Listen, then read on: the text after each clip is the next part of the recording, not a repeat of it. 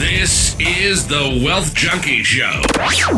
Brought to you by CEO Capital Partners, Brendan Dukeman and Will Harvey. Your hosts deliver the daily fix you're looking for with exciting wealth-building secrets and strategies for what's working today.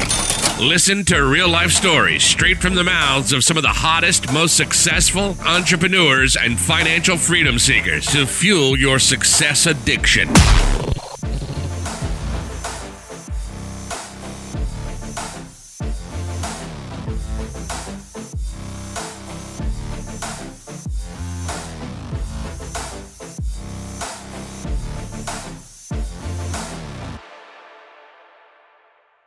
Thanks for joining us today. I'm Brandon Dukeman here with Will Harvey, and this is the Daily Wealth Junkies Show. Today, we've got an awesome guest in store for you today, but first, be sure to subscribe to our show wherever you're listening to, so that way you don't miss any of our daily episodes. And also, give us a rating and subscribe and a comment. I already asked you to subscribe and a comment so that we know how we're doing. And also, join us on Facebook at facebook.com/groups/wealth junkies. Will, who we have today? Yeah, Brandon. So today we have Josh Walker. He's the husband of my girlfriend's friend's sister. So if you guys can track that, I know I was explaining that to you ahead of the show. And I know your head. I still have no idea where he falls in the relationship, but yeah, exactly. But anyways, we have Josh Walker on, and what he does, he owns a company, and What he does is finds new products to distribute to chiropractic clinics. And he's owned this company for about 3.5 years. He does some other stuff as well, but I will let him get into more of that. So with that, Josh, can you give the listeners just a little bit more about your background and how you got to where you are today? Yeah, definitely. Thanks, Will. So I grew up with two parents as chiropractors, so that's kind of how I got into this side of the business. I grew up in their office and pretty much was always around small business and chiropractic. So I went to when I graduated from UNC, I moved back this way. My dad had started this company, Chiro One Source, about 20 years ago now. So when he started the company, we were in a double wide trailer, boxes to the ceiling. I actually lost my bedroom to one of the pillows that we sell today. So that's funny. So the fire marshal would have definitely had a fit, but that's okay. He never showed up. So my dad slept under the desk, and from there we really grew a lot through direct mail. We kind of got a website relatively early on when websites were still kind of getting going, and so that's how he really grew it from there. About 3.5 years ago, my wife and I purchased the company from my father, and so we've been running it since then. But yeah, the new products is really where I focus most of my time and energy anymore. About the time we purchased the company, one of our major products, which made up about 30% of our business, they kind of changed their marketing plan, and they decided to start selling direct to the end user. So it was a product before that, pretty much people could only get if they bought it from a PT clinic or a chiropractic clinic. And so, pretty much overnight, we lost, roughly half of our income, from that one product. So, it was kind of looking back now, I'm glad that it happened at that moment. Obviously that's not how I felt. But it forced us to look for other products, realize that you really can't, if you're going to be in business, you're going to always have to be changing, adapting. You look at the economy now, I think I heard it was Panasonic or Sony. I think it was Sony. They said, they used to have 7 to 8 years when they developed a product, and now they basically have 7 to 8 months to make their money back. That's crazy. So, I think in this world we live in, it's great because if you find a good product, you can really do well with it. But it made us realize that we had to change change how we did things. So that's really where I focused a good bit of my energy now. And we do a lot of like trade shows, and I enjoy building the relationships with the customers and back there packing boxes and stuff too. So just kind of, but that's really what I guess what gets me up in the morning and, kind of pushes me is just not that I'm afraid, but I think you always have to be conscious that the market could shift again at any moment. So yeah, they say that in business, only the paranoid survive, right. and it's so true. Everything it just changes overnight. You got TVs go out of the technology becomes outdated in like a month, Right. from when they're released. Seriously does, yeah. It's insane. So no, that's cool. So that's your focus now is more high level, just kind of bringing new products to market. Yeah, so I think that's been a big part of my focus. I was back in May. I went to an event called Thrive.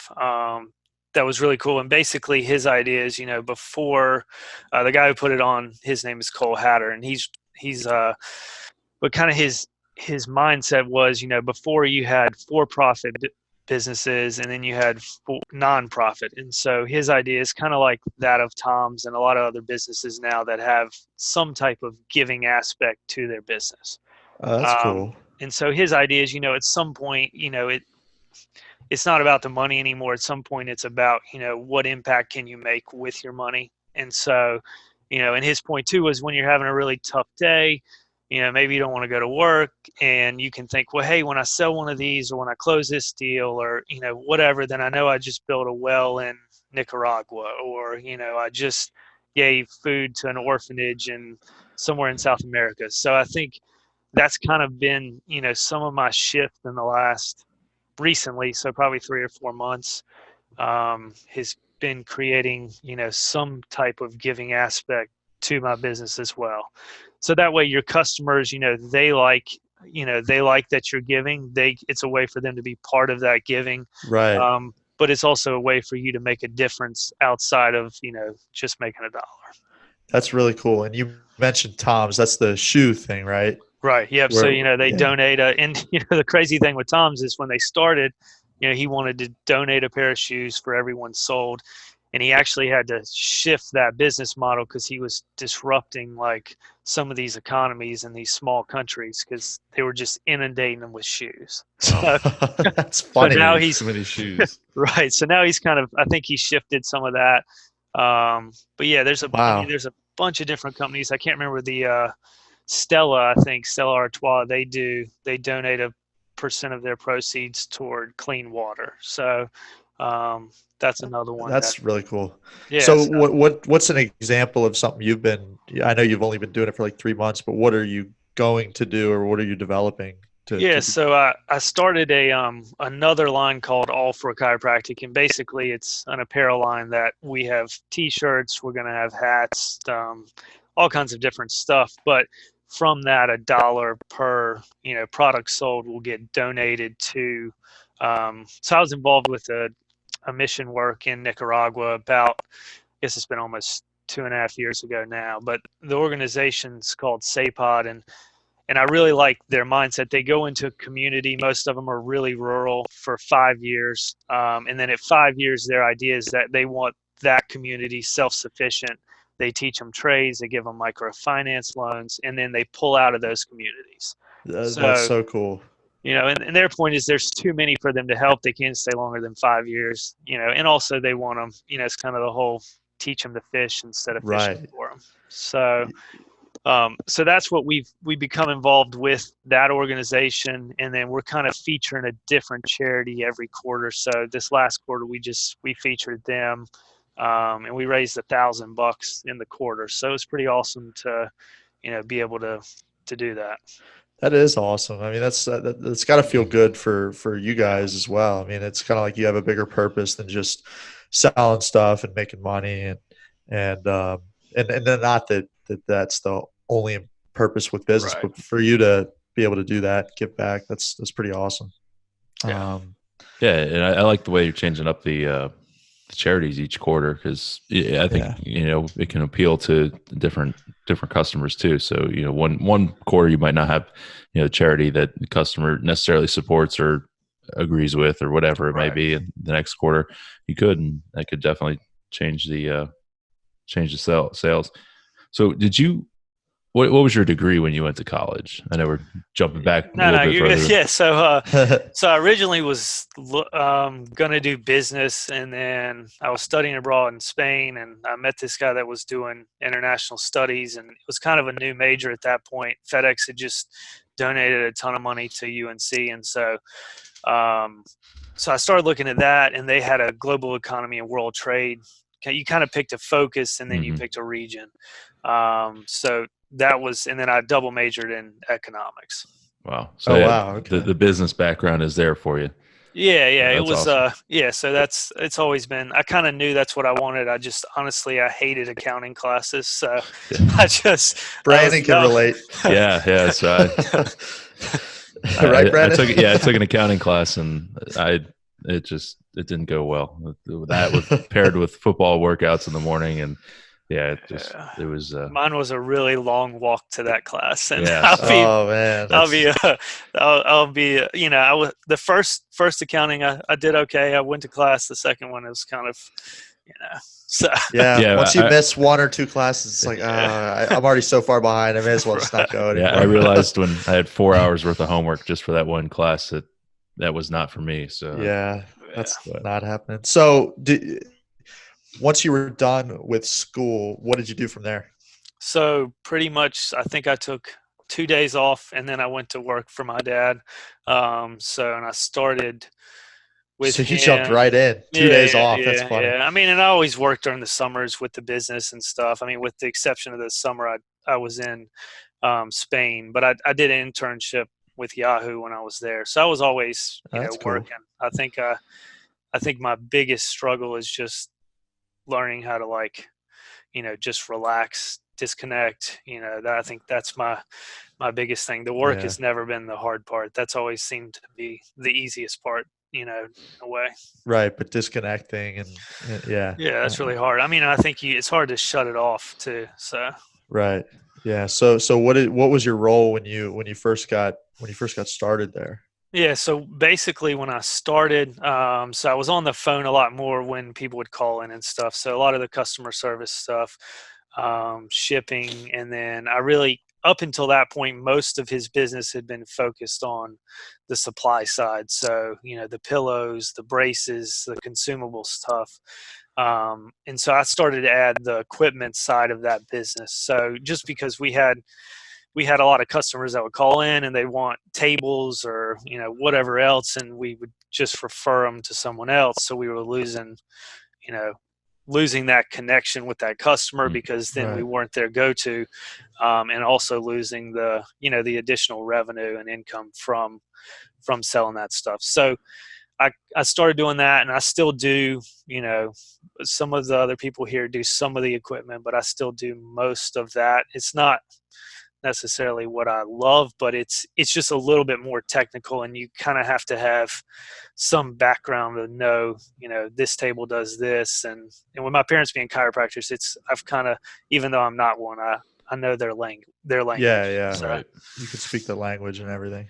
yeah, and I really enjoy when someone calls in and they want to set up a new clinic, and building that initial relationship is what I still really like. And I'll be the first person, when they call in, if I think I can't serve their needs, then I refer them out. So I think too many times people that I've dealt with in business, it's better sometimes to not be the person that knows, the answer, but to find the person that knows the answer. Yeah, I agree. So, how do you, when you're evaluating products to bring to the market, how are you deciding which products are going to be useful or successful and how products aren't? Are you doing research on them, or is it just based off of what the trend is for chiropractic clinics right now? Yeah, I mean, I think most of the stuff that I add, I try to look for items that are consumable, just because the recurring revenue's a lot better. The thing with equipment is it's so hit or miss. I mean, if you're selling $5,000 massage chairs when the market's up, great, you can sell probably a lot of them. But if you go back to 2009, I don't think anybody was probably selling $5,000 massage chairs. Right.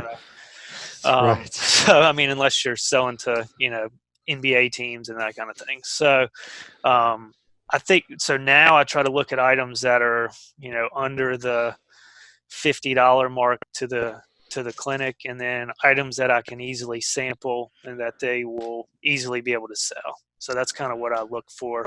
And I know you guys are in business, so you get better at telling people no, and get better at seeing, what fits into your model and what doesn't. So I think initially I would just try to add so many things, and I wouldn't do any of them well, that, then they would all just kind of flop. Mm-hmm. Whereas now I think I have a little bit of a better system to identify what I think will work. And then, it's really not what I like, but if the customer likes it, then, then I'm able to push it. And once I get kind of some proof of concept, then I really push it hard. So. Yeah, that's cool. There's the movie, the McDonald's movie. I think it's called The Founder with Michael Keaton. Yeah. And I don't know how true this is or not, but apparently when McDonald's started, they were selling a bunch of different stuff, and then they shifted. They saw like 85% of people were just getting one thing on the menu, so they threw out everything else, and then they just killed it. And obviously they became McDonald's and the crazy big franchise that they are. Yeah. That's cool. So was it always in the plans to have you take over the company, or was it something where you just started there and kind of just said, I'm going to take it one day at a time and just see where this leads? No, I mean, I think I don't think from right when he started, but, within probably 5 years of him starting, that was kind of always what I saw as, my goal, what I really wanted to do. I mean, I think it, in a way, it kind of made college a little bit more like, by the end, I'm like, well, I already know what I want to do. So it's like just passing time, But that was going to be my next question was, do you think it was that valuable to go to school? So I think that one thing it did is it taught me better how to learn. I don't know, for the amount of what a college costs today, I don't know. I think I struggle with, if you get out with $250,000 in debt and you're going to make 30 grand, then no, I don't think it's, which a lot valuable. of people do. Right. I mean, you look at today, we have such a shortage in trades. So plumbers and, other businesses that people can make $80,000 to $100,000 a year, with hardly any debt. So I think that's something that I struggle with. If I have kids, I don't know that I would, push them to that. I don't know. I think it's just kind of what you're calling. But yeah, I mean, I feel like I got a lot of value out of being just exposed to people from all, because I came from this little rural town in North Carolina. I mean, I think we had 180 people in my graduating class. Oh, wow. What school did you go to? So it's called Bunn High School. So it's this what college? I'm sorry. No, college. Okay. UNC. So, UNC. Okay. Yeah. So never heard of it. Okay. You've been living under a rock, or? No. That's we got cool, a few national titles. So yeah. Michael, you ever heard of this guy named Michael Jordan, right? I've never heard of him either. No. Okay. I just lost a lot of respect for you, but that's okay. That's funny. But yeah, I mean, I think, you go from that to, this, I mean, I remember when I moved in, like my suite mates from like some super expensive area in Connecticut, and all of his like top of his class are going to Harvard and Yale. And, so you get, I think he missed like one question on the math SAT. So it's like, go from that to where so I think it humbled me in a way. I think that it was in high school, I really was able to just kind of my idea of studying was like 5 minutes before the exam. Right. So, just try to memorize everything as possible. So, but then college, like everyone is at least as smart as you, if not smarter. Yeah. So, and I think that part was really good. And it was, and I learned how to study. I mean, I really had no idea how to study. The classes I'd got A's and C's like my first semester. The C's were the ones I needed to know how to study, and obviously I Right. didn't. So I think there's a huge social benefit, kind of what you're alluding to for college, but the academic side, I think, for some individuals, like you said, it helps you discover how to learn or how to study, things like that. So, it's interesting to hear everybody's take on, their college and the college experience. So, yeah, I mean, I think it made, I think it did give me more of like a love for reading, which I really hated to read in high school. But now I love to read. And I mean, I think that the power of a book is, you can, I mean, for instance, you can get one of Warren Buffett's books, and it's a way that really you can be mentored by a billionaire. I mean, you're not going to have direct access to Warren Buffett. So, I think that I've found books that are really, and I always try to get that one golden nugget from any book that I read, and I don't really like reading fiction, because to me, I don't know. The only time I read fiction is if I'm like sitting on the beach and just need to like disconnect. But most of the time I want to read a book that I feel like I can, pull something from and then apply it. Yeah. Be productive. Yeah, for sure. Yeah, no, that's good. You want to know the one thing that I learned from college that stuck out to me the most? What's that? I was in class, and there was a period where I was drunk and high all the time, but then I got sober, and then I was in class, and I was sober after that. I took a year off and basically went to rehab and everything. And, but once I was back, I was clear-headed, could retain information.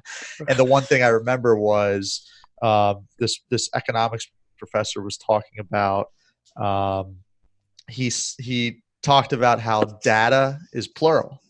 And so you can't say the data shows, you say the data show. And he's like, look, if you want to really impress people, you need to learn that early so that you don't sound like an idiot. So that was my biggest takeaway. The data show. Data is plural, and datum is the singular version. So okay. Yeah. I don't think there's anybody else that knows that, to be honest. Yeah. I've never heard of that in my life. Yeah. Interesting. We're super deep in the weeds here, so I apologize for letting my ADD take over. But Josh, so as you progressed and kind of worked your way up the company, it sounds like you started from the bottom of the company, if you will. You started doing a lot of grunt work and just kind of worked your way up. Tell us about, as you got closer and closer to when you did acquire the company from your father, just how that worked, the discussions with him and the deal. Like, how did you do it? How'd you pay for it? Yeah, I mean, so we, we kind of just, my wife and I looked at it, and, and it was kind of coming to a period where, it was good for him to go ahead and kind of, step back. So basically we just kind of, we worked up a deal, and then we created a buyout, and then basically we were buying them out over 10 years. So that's cool. kind of how we structured it. And so, but yeah, so like I said, we're about 3.5 years in. And so we're in the warehouse that he owns. So we're renting that, and then we'll purchase that from him at the end of the 10 years as well. So, yeah, that's kind of how we, and toward the end, before he stepped aside, we were already doing a lot of the, I guess I would say, more managerial side. So my wife already had handled all the accounting side. She pays 50 different vendors. And that's I think that's a massive benefit that I've had, is just that I've found someone who, she is good at everything that I'm not. So, that's so great. And if when you're able to find a partner in any business, it makes it even better in this, just because she's my wife. So like, there's a lot of things I don't have to worry about that you would have to worry about with, a partner you don't have a history with. But it's been huge. I mean, like I said, she's very detail oriented. I'm very not. So, it works. Entrepreneurs aren't. So yeah, I think that's been an awesome part, just kind of growing together. And we always we value each other's opinion. There's really, I always tell people that I may have the title, but she writes my check. So, That's there's cool. no, I don't have any ego in that sense of it. I think that being a leader is not about being in the front of the line, but helping sometimes push from the back of the line. So That's so true. Yep. So I know you said within, you got the 10-year plan for, acquiring the whole business. What's the future look like for you after those 10 years or at 10 years? And what's your plan? Yeah, I mean, I think that one of my main plans is to start. So right now, everything is based out of one warehouse in North Carolina. So ideally, I'll look for, close, within the next 5 to 7 years, look for some of these other smaller businesses that do either the same thing we do or that would complement the business well, and look to acquire those, and then kind of, starting primarily from the East Coast is kind of where most of our focus is. I mean, we have customers in Alaska and Hawaii and stuff, but just, shipping wise and time frame wise, it's going to take a lot longer to. But yeah, I think that in this business, you either grow or you sell. And so I think really my focus is more on the growth side, that this business is just too personal to me that I would have a hard time. Not that I couldn't have other businesses that I create and would be fine with selling, but this one's kind of, in a way, my baby as well as my dad's baby. And it's kind of hard to, let that one go. So. Yeah, and if it's doing well and allows you to kind of feed other ventures that you're doing, which I know in our phone call a while back, we talked about some of that. So why give that up, Right. Yeah, it worked well for Warren Buffett, right? So, exactly. Yep. Not to compare myself at all with Warren Buffett, but it's if you concept. read his book and see one business and then just how all these other business. I mean, it's a crazy web.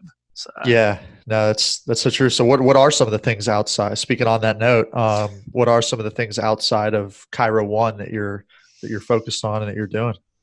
Yeah, so I mean, so I have another business where I sell ice packs to some other professions, so plastic surgeon, dentist, that kind of thing. I'm also in the process. It's too early on right now to know, but I'm in the process with working on a new project that'll I'll have to tell more about. I can't really. We'll get you back on the show. Yeah. So you can still we'll have a follow-up episode. That's right. And then other than that, just looking for other things that I can invest in. Kind of gotten more interest in real estate and stuff as well. So looking at some of that, and I know you guys are big in multifamily, which I really like. I think that there's so much. All the info out there now looks like everything's kind of shifting that way, and in a one of the things when I was out at this seminar at Thrive and earlier in the year is that you have to create a recession-proof business, and realize that even though things are good right now, doesn't mean they'll always be that way. Very true. So I think looking for other ways that are other sources of income, so that I'm not dependent on one, is always a big focus of mine. Yeah, that's really cool. That's important too. So, all right, Josh, we're going to jump right into our Moments of Truth section here. It's where we ask the same 7 questions to all the guests, and I'm going to kick it off with the first one. Who is your success role model? So I would say Zig Ziglar. Any particular reason for him? I just feel like I think he was one of those people that always led from his heart. And he just had a way of connecting with people, and he was, I think, just through like books that I've read of him, and then also his son just came out with a new book. He kind of encompassed this family man who also had all this fame as well, and how he kind of always stayed true to who he was in the beginning. So yeah, that's great. What's your biggest success?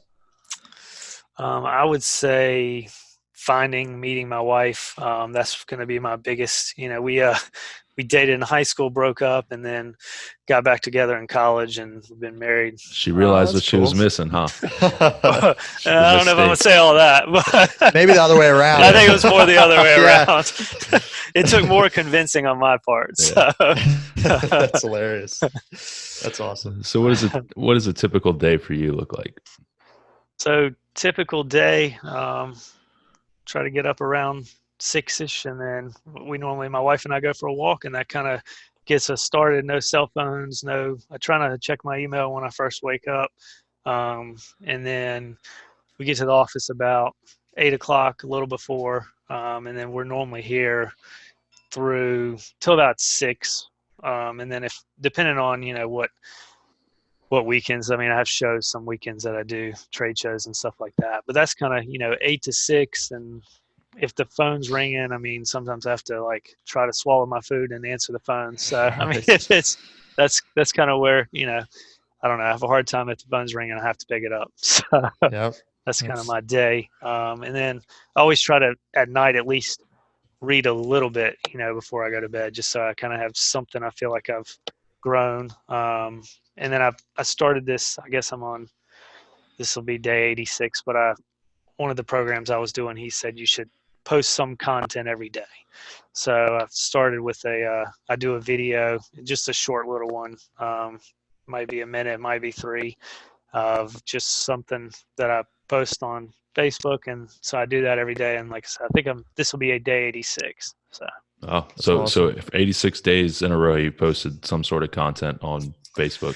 Yeah, and I'm really wishing that first day that I said it, that I didn't say, I wanted to, I'm going to do this for 365 days. Now it's kind of like, once you post it, now you're like, Yeah. I gotta do it. Yeah, So, you got to do it. That's But right. the benefits of that are going to be great. And I'm sure now after day 86, it's kind of common practice for you. Just do something real quick, post on there. So yeah, I think if, it's helped me find my voice better. I think it's also, I think that, I'm trying to think how I want to say it. It just, it shows that once you commit to something, it really can just become a habit. If you don't let it, if you don't let yourself weasel out of it somehow, then, and I think that is one benefit of, I don't love social media in a lot of senses, but I think that's one powerful thing is by committing on there, it's just like if you have a workout partner, you're much more likely to work out than if you just commit to doing it. So yeah, 100%. Yeah, that's right. I think it's 21 days to make a habit, or break a habit. I think that's what the data show. Right. See what I did there? What's your favorite quote? Favorite quote is, you can have everything in life you want if you would just help enough other people get what they want. Oh, that's really good. Yeah. Add enough value and you get back, you'll get back what you want. Yeah. That's a good, and a lot of the people we've interviewed have kind of had themes similar to that, where you got to help others to move yourself forward. So, so what are some of your hobbies? So I play tennis. I used to play a lot of pool. I don't play that as much anymore. Read. My wife and I like to travel. So last year we did a bunch of state parks. So that was pretty fun. And then Very cool. Just traveled to other cities. We went for a birthday to Louisville, and then we were in Nashville, I guess a month or 2 ago. So traveling, I would say, is kind of what we like to do when we're not working. So that's great. Yeah, great. What's the best business book that you've read or that you're currently reading? Because it sounds like you read a lot. Yeah, I would say Poor Charlie's Almanac. I don't know if you've ever read it, but it looks more like a textbook. It's about this thick, but it's all his stories through. So Charlie Munger is basically Warren Buffett's partner in all of his businesses, but he's kind of the behind the scenes guy. So it's all these different stories about things in his life and things that made them successful. And one of the notes, and this is some of the stuff I talk about when I do these videos, but one of the things he talked about was just how you should always listen to what other people say and always be open to changing your mind. And he said that's really one of the, you don't always have to listen to them, but at least, take the info and then decide what you want to do with it. Because if you get stuck on, whatever that old mindset is, you'll get just railroaded. Somebody will come by and destroy your business and everything else if you're not willing to adapt. Yeah, and be flexible. Yeah, that's good. Awesome.